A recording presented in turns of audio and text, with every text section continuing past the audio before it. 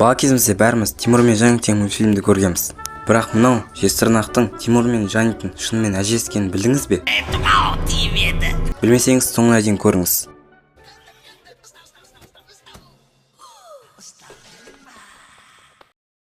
Мультфильм басында біз қазақ фильмінің интросын көреміз. Сосын Жаник пен оның әкесінің көлікпен атып шыққанын көреміз. Алайда.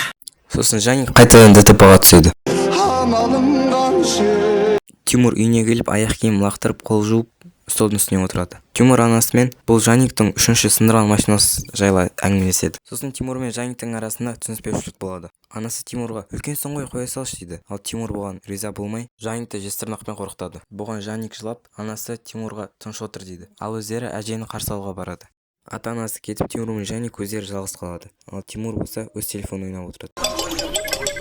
Тимурға Жаниктің ойыншығының даусы ұнамай, оған жастық лақтырады. Жаник та оған ойыншығын лақтырады. Сосын Тимур Жаникті Жезтырнақпен қайтадан қорқытады. Осы кезде есікке қоңырау соғылады.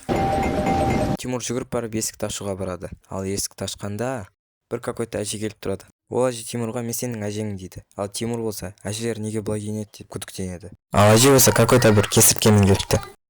Әже холодильникті ақтарып отырады. Осы кезде нағыз қызық басталды. Менің ойымша, әже холодильникті тамақ ішу үшін ақтарған жоқ, ол жерге басқа әлемге портал жасады деп ойлаймын. Және Тимурдың да түрінен көруге болады, ол қалай күдіктеніп тұрғанын. Сосын әлгі әже барып Жаникті еркелете бастайды. Және Жаник та күдіктене бастайды, бұл өзінің әжесі емес екенін. Жаник жылайды, және әлгі әже Жаниктің тілін тауып ойнатады.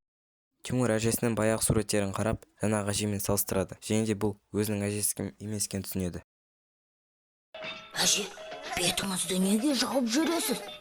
Даусыңыз да бір түрлі. Көтіңді қысы.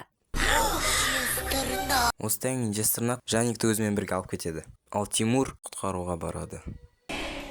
Амал жоқ, құтқару керек. Тимур аунап құлап бір гиганттың қасына келеді. Ал ол гигант болса Тимурды Жаникқа барады. Тимур басқа бір әлемге түсіп Жаникті іздеуге барады. Орманның іштен таба алмай жүргенде Жезтырнақтың дауысын естиді. Сосын Жезтырнақ қазанын қайнатып отырған кезде білмеймін қайдан түскен, әйтеуір төбеден құлап түседі. Жаникке бер әуесте, ойыншық пистолетпен атып тастаймын дейді. Оған Жезтырнақ қуанып, оны да ағаштың ішіне лақтырып жібереді. Тимур ол жақта өзінің брачкасын тауып екеуі қуанады. Тимур ағаштың көтін теседі де қашып кетеді. Тимур мен Жаник қашып артқан кезде, мынау болса өзінің дәстүрін істеп жатыр.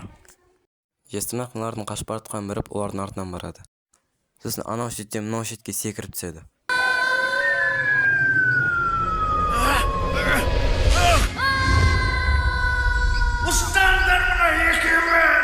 Сосын Жезтырнақ өз шыбындарын ана екеуін ұстауға жібереді.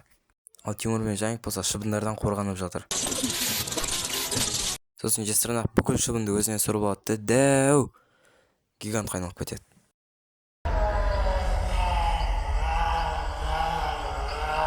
Тимур мен Жаник Жезтырнақтан қашып бара жатады. Тимур мен Жаник ортаға келіп, Жезтырнақтың қайда қашарын білмей жатқанда, әлгі гигант көмектеседі. Сосын анасы, мұнда екенсіңдер ғой дейді. Ал ана екеуінің түрі вахуе тұр. Осымен мультфильм бітеді. Бірақ мен сіздерге бір теорияларды айтып кетуім керек. Осы Тимур мен Жаниктің әжесімен және жаңағы Жезтырнақтың ұқсастығын байқадыңыздар ма? Тимур мен Жаниктің әжесімен және Жезтырнақтың екеуі ұқсастығы, менің ойымша, екеуі де мистикалық сиқырмен және каннибализммен айналысқан. Бірақ екеуі де екі түрлі жолды таңдады.